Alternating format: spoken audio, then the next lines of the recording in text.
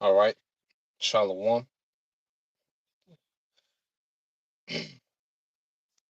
First and foremost, I would like to give all praise and glory unto Yahweh, Bahashem, Yahweh Shah, Bahashem, Kakadash.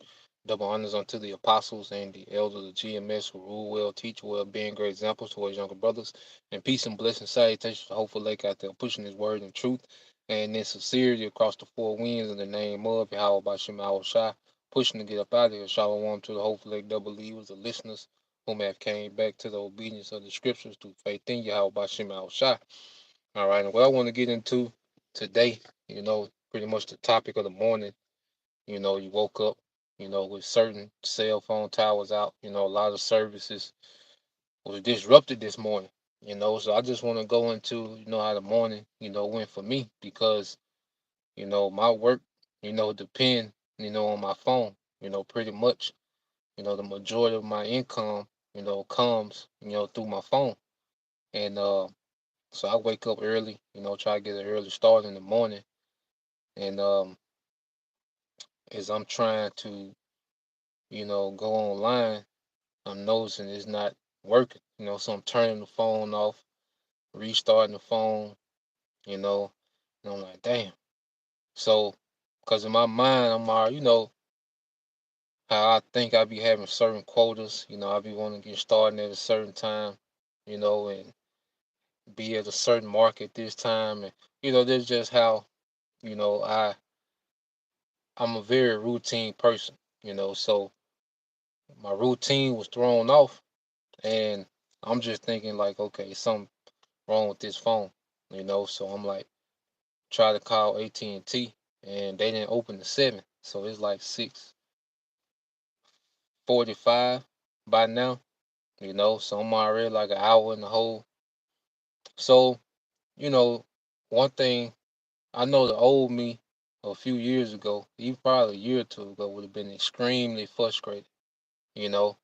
But the spirit had it to where, as we mature in Yahweh Bashem Al Shah, we understand that it's all according to his timing. Like everything we do, it's according to his timing. That's why we gotta say Lord will, because we don't know what he's gonna allow to happen. We can have all type of plans, okay, and if we don't say Lord will, okay, those plans, all right, can be null and void.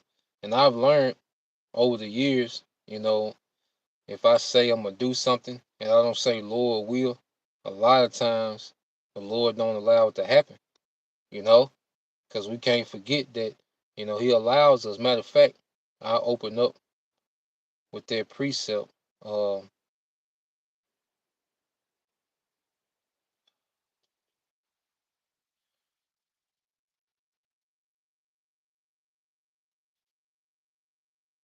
I think that's in the book of James. Then I'll get back to the story.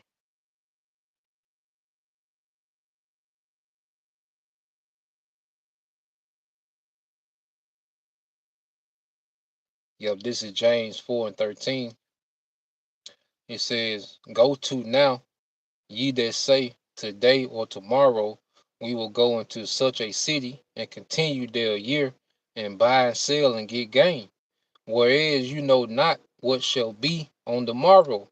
For what is your life? It is even a vapor that appeareth for a little time and then vanisheth away. For that ye ought to say, if the Lord will, we shall live and do this or do that."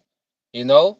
So when we get to, because we in this society and we have to deal with the hustle and bustle and we have to pre-plan things and strategize and try to be efficient in our day to day, so we can get into those things and not understanding, we can get lost in the sauce and not understand that it's all the Lord's will.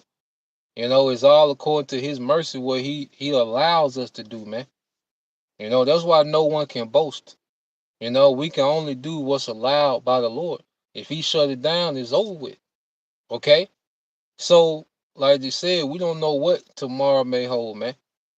All right? Because it's going to come a time when, because what today showed me is that this whole thing is nothing but an on and off switch. Okay? And the Lord can put the spirit on Esau to turn this whole thing off, man. At any time. That's why it say the title any day now. The Lord can put the spirit on Esau to just hit the off switch. And it's over with. It's done. Okay? That economy collapse. Okay, your bank account's not accessible. The phones. Okay, the communication is done because that's a part of war. All right, because the government is at war with the citizens. Okay, and the people who they say are sea theorists. All right, now you see that we're living in these things, man. Okay, so the government is at an all-out war with the population. And when you at war, a major thing of war is communication. Okay? So these devices, okay, can be cut off. All right? And our communication, how we work, everything is digital. You see it, the way Esau got it, this is a very delicate society. You know? One thing about automotive, when things go automotive and AI, it's cute. The shit great when it's up and running. It's terrific. Okay? But when it's shut down, it's shut down. You know? I remember working at the steel plant, and they would always bring these new machines in, and they would be, I learn the machine and the functions, and they be terrific, while they up and running. And then they're always talking about getting rid of the old, manual machine. But I used to always tell them like, shh, I wouldn't do that, you know. And a lot of times, all that automatic shit, that AI and the new 2022, you know, fresh from Italy, fresh off the boat from Italy, okay, it'll shut down because it has so many parts. It has you had to worry about hydraulics, you had to worry about air, you had to worry about electronics, you had to worry about all these sensors, okay. The manual machine, you had to do nothing but plug and play. All you needed was an outlet, and you can get it in. All right, you just needed a worker that will work for them, and you can get it in. You see, and a lot of times that automated shit to be shut down, and that manual machine to be the only thing going, man. And this how this society is built on such a delicate, layout to where everything is pretty much an on and off switch for this devil, man. Okay, and ultimately it's the Lord that gives the green light to turn the switch of this grid on and off, man. You know? So just finishing up the story. Um, so I go to Starbucks. I'm trying to wait till AT&T open. So it's after 7, I call them. It wasn't going through, Cause see I had my work phone and my personal phone. My personal phone was still working fine. My work phone, that's the one that was getting no service. So I'm calling AT&T on the personal phone, and it wasn't going through. I guess they was probably overloaded. People calling, so it wasn't going through. So then it hit me. I had to stop. I said, wait a minute. Let me send some prayers up, man. I said, let me send some prayers up, man, because you try to be proactive. My mind is on the Lord. Like, okay, what is the Lord? Do He want me to fall back for the day? Like, what do He want me to do? Do I need to just go home and get in the spirit? Like what I need to do. So as I'm trying to troubleshoot and problem solve, then take a break. Then I said, man, let me throw some prayers up, man. Let me put some prayers up, man. You know? So I put up some prayers, and I went into Starbucks and I got the Wi-Fi, just to turn the Wi-Fi on, just to see the phone go online. And then I got to thinking like, damn, I got a hotspot on my personal phone. So I can just use the hotspot on my personal phone, all right, to have the work phone online. So boom, I put in the hotspot, went through, connected, soon as I went online, work started coming through, and to this day, to about 30 minutes ago I stopped. It just been non-stop because I can, it was a lot of people. There was I bet there was a lot of drivers that couldn't get on, but the Lord let me get through. So what looked like a slow day, like damn, I was getting ready to chalk it up as a loss. Like damn, it is what it is. I wasn't like frustrated, but then because I was just gonna go home and just get in the spirit. you know. I just gonna go home, read, put some lessons out, churn out some lessons, and let that be it, man. And be still and know that He is, But soon, that's the confirmation. As soon as I got online and turned on online, work just started coming, and it's been busy, it's been crazy, it's just been crazy. So what turned out, that's why scripture say, let me get the precept, Then I'm gonna get into this story I wanted to get because it's something I brought out yesterday, you know. Let me see. I think that's in Ecclesiastes. All right. Yep. It's Ecclesiastes 7 and 8. It says, "Better is the end of a thing than the beginning thereof, and the patient in spirit is better than the proud in spirit." Because we come into some times in Jacob's trouble where we gonna look like we in some dead end situations, man. you know. But somehow we're gonna end up winning. Like the elect is written for the elect to just win. We're in a time where it's written for the elect to just win. We just gotta believe. And we're being conditioned to react in faith, you know? Cause like as I said, as I was trying to problem solve and troubleshoot, the spirit like, look, just stop. Put prayers up. Everything you doing ain't nothing you doing gonna work. The spirit was like, look, ain't nothing you doing gonna work. You ain't put no prayers up because guess what? I couldn't get in touch with AT&T, but I had a direct line to Yahweh Bashim Al Shah, man. And that's why Yahweh Shah is so vital. Okay, because through Yahweh Shah, I had a direct line, you know, and 10 minutes later, I'm online, man, out in traffic. you see? Call Allah Yahweh Bashim Al Shah, and the Lord take us through small things to show us that He got us, man. You know, take a deep breath. Call on me. We're being conditioned to call on Him, man, to fully trust in Him. Okay, let's get that because hey, any day now, it ain't nothing but a light switch. This grid ain't nothing but an on and off switch, man. Okay, and it ain't gonna take long, okay, to shut this thing down to where ain't nothing moving, man. All right, but our faith. Let's go to Isaiah 10 and all right, Isaiah 10 and 20, and it says, "And it shall come to pass in that day that the remnant of Israel and such as are escaped of the house of Jacob shall no more again stay upon him that smote them, or to depend on them that smote us, which is Esau Edom." It's gonna come a time where we're gonna be out here. Okay, we just gonna be out here, man. All right, it's gonna come a time when this thing's gonna shut off and it's not gonna come back on, man. Okay, and Esau gonna dangle that device as the only way to get back on the grid, man. you see, so we have to be prepared to go the long haul, depending on Yahweh Bashim Al Shah. So when you read it, it says, "And it shall come to pass in the day that the remnant of Israel and such as are escaped of the house of Jacob shall no more again stay upon him that smote them, but shall stay or depend upon the Lord, the Holy One of Israel in truth," man. So we're gonna be fully dependent on Yahweh Bashim Al Shah. Because right now we still eat off the grid. We still operate based off the grid, man. But it's gonna come a time where we're just gonna operate on pure faith, man. Okay?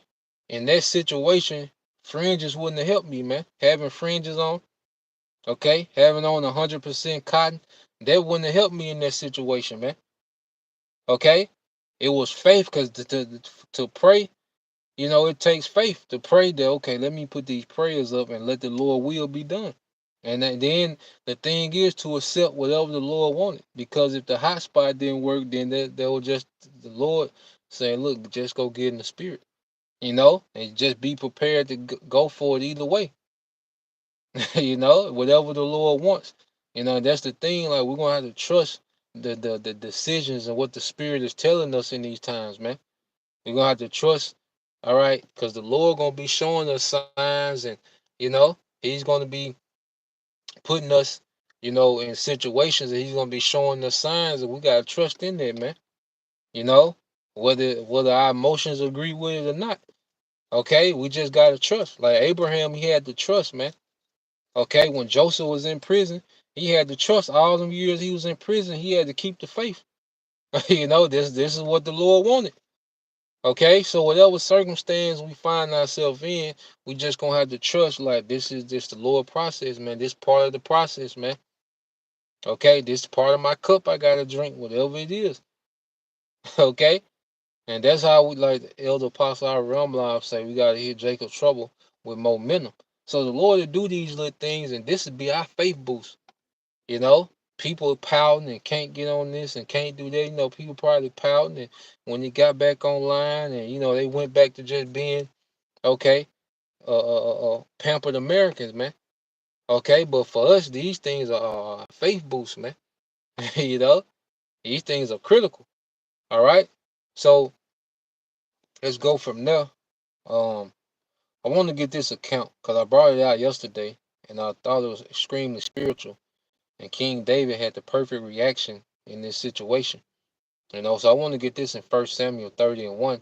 It says, and it came to pass, and it came to pass when David, because I brought this out last night, it's going to show how Israelite men love their families, going into the madness, Jabari and that nigga Sinetta, them Egyptologists, black unconscious niggas was trying to, paint our culture, our heritage to be barbaric, man. When it was the exact opposite, man. Okay, but that's a whole nother subject. All right, we'll probably get get into that a little more tomorrow. Lord will, Lord will tomorrow. We'll get into that. But 1 Samuel 31 says, and it came to pass when David and his men were come to Ziklag on the third day that the Amalekites had invaded the south and Ziklag and smitten Ziklag and burned it with fire, and had taken the women captives that were therein. They slew not any, so they didn't kill any of the women and children, great or small, but carried them away and went on their way. So David and his men came to the city and behold it was burned with fire, and their wives and their sons and their daughters were taken captives. Then David and the people that were with him lifted up their voice and wept until they had no more power to weep. And David's two wives were taken captive, Hanon and the Jezreelitess, and Abigail, the wife of Nabal the Carmelite. And David was greatly distressed, for the people spake of stoning him, because the soul of all the people was grieved, every man for his sons and for his daughters. But David encouraged himself in the Lord. Okay? So you had this, it happened all of a sudden. You got to understand, like, David and his men, King David and his men, they was coming back to the camp. Okay? And then they seen everything burnt, and their wives and their families was gone. This thing happened all of a sudden, so it was a normal day. They probably coming back talking, laughing, how Jake do, shooting the shit. And then they get to the camp, and it's like, what the hell? you know? It happened out of the blue. It happened out of nowhere. It was all of a sudden. Okay? So King David being the leader, all right, when pressure come. See, everybody want to be a leader. I had an old Jake used to tell me all the time. He say everybody want to be important till it's time to pay the bill or something go wrong. He's always tell me this old school Jake. He say everybody want to play important till it's time to pay the bill or something go wrong. Okay? So King David being the leader, all right, immediately, all the blame is on him, you know? And his wife and children gone too. So it's like, they want to stone him like, you know, like it was something he could have prevented. But that's all right, that come with the territory whenever you're in leadership, man. By default, it's your fault. And that's a part of leadership that everybody run away from. Okay? But the thing I wanted to address is how King David immediately turned to the Lord. That's why you read this in the NLT. Let's read verse 6. It said, David was now in great danger because all his men were very bitter about losing their sons and daughters, and they began to talk on stoning him. But David found strength in the Lord his power. Okay? So King David, all that pressure on him, and then he's going through his moment. He done lost his family, so all that pressure on him, and then the first thing King David do is turn to Yahweh Bashim al Shah, man. You know, he reacted immediately in faith. He went to the thing that was always faithful. He went to the power that was always faithful to him, man. The Lord had been dealing with David a long time, you know. So King David already knew. Okay, it wasn't even no doubt. When King David was just a shepherd boy, he fought that lion and that bear. The Lord was with him. When he fought Goliath, the Lord was with him. When he was on the run from Saul, the Lord was with him. So when this situation came up, he went to his go-to. Okay, Yahweh Bashim al Shah. He that was his first reaction, man. And that's the reaction we all right got to have in these times, man. Is go to the go-to, man. Which is Yahweh Bashim al Shah. And that line is always open to see that line, I access, because it's something I passed on, I think it was yesterday. I was behind this car for a while, and the license plate said access, man. Like the Lord letting us know, like, you got access. We got access, man. The believers, we got access, man. You know? That's why we're in the spirit now to tap in, man, especially as we get closer to the Passover, man. We should be, in the mindset of cleansing, detaching, fast if you can, man. Get a fast or two in, before the Passover.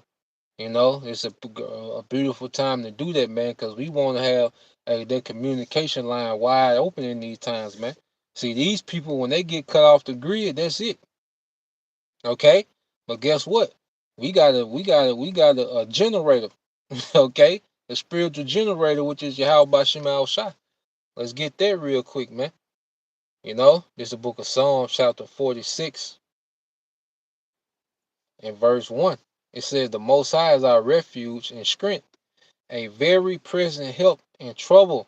A very present help in trouble, man. And we're coming into the worst times ever, man. The Lord finna punish this place, man. Because it just seemed 2024, man, like I don't see us getting out of 2024 without something major happening, man. I would be surprised. It's all the Lord's will, but I would be surprised, man. You got that eclipse coming in April, I believe April the 8th, we're just going to put that cross over America. The 2017 eclipse came and put that, that drew a line in America. And this eclipse is coming to draw a line, which you're going to make that cross, man. Okay? And then in 2017, it went through all the cities named Salem that was in America, which is short for Jerusalem, man. All right, which is a teacher of peace, because through Jerusalem, that's where the doctrine of peace is going to flow. The law, statutes, and commandments, because the law, statutes, and commandments, they breed peace, man. And we're gonna get into the law more, man. Since everybody's so much about the law, we're gonna get into it, and we're gonna get into the parts that you niggas ashamed of, man. You know, we ain't shying away from, we ain't ashamed of nothing in the law, man. Okay. Is it expedient to do in this time? Absolutely not. Okay? Well, we're gonna go into them things, man. All right? But going back to the point, so in 2017, and like Elder Apostle Tahar said, the eclipse was 7 years ago, man. 7 years goes to completion because you got this eclipse in 2024 and the other one was in 2017, man. Completion, man, seven. you know, and what we seeing now, all right, is this eclipse, and it's coming through all the towns, all right, in America called Nineveh, okay, which Nineveh goes back to the Syrian Empire, which it was known for its brutality and its oppression. The Northern Kingdom experienced a horrific captivity under the Syrians, man. They was known for their torture tactics. That's why Jonah, when he heard that he had to go to Nineveh and prophesy, he ran. He was like, "Go where?" He wasn't, like he wasn't like he was lazy. Like you know, which at the end of the day, you gotta fear, the Lord over everything, man. But Nineveh was known for their torture, man. That's why Jonah was trying to get out of there, man. He was trying to avoid it. All right, but he knew what he had to do. Okay, so hey, we're chatting down. All right, this terrible kingdom, man, this oppressive kingdom. And the Lord finna get ready to X this place out. So let's go there. You know, we'll get ready to end it. Ain't gonna stay too long, but let's go there to the book of Second Ezra. All right, Second Ezra 9:1. It says, "He answered me then and said, Measure thou the time diligently in itself, and when thou seest part of the signs pass, which I have told thee before, then shalt thou understand it is the very same time wherein the highest will begin to visit the world which he made." And this is the time we're in where the Lord is beginning to visit this place, man. Okay, little by little, he just, visiting this place, man. And it's just gonna keep opening up more and more. Okay, we're gonna see things happen more frequently, and it's gonna be more intense, man.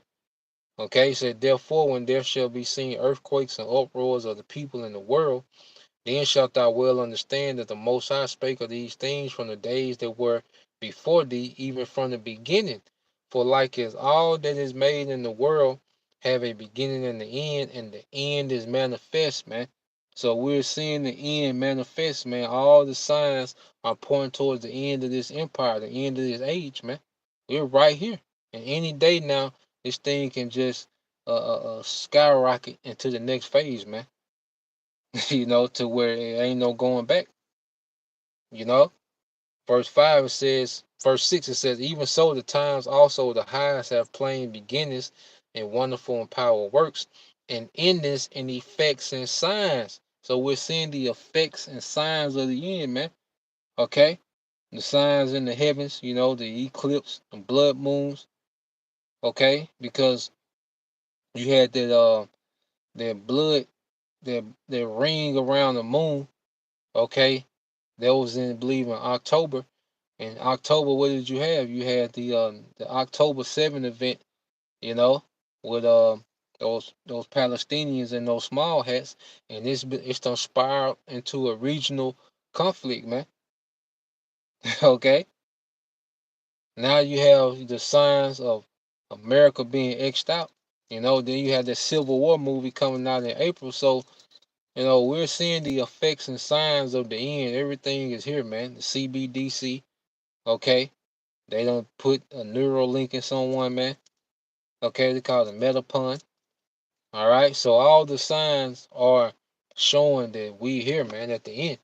Okay, verse 7 says, "And everyone that shall be saved and shall be able to escape by his works and by faith whereby ye have believed shall be preserved from the said perils and shall see my salvation in my land and within my borders, for I have sanctified them for me from the beginning." So the elect are already set up to win. We're going to win. Everything, okay, is going to work in our favor, man. No matter how I start, it's going to end up working in our favor, man.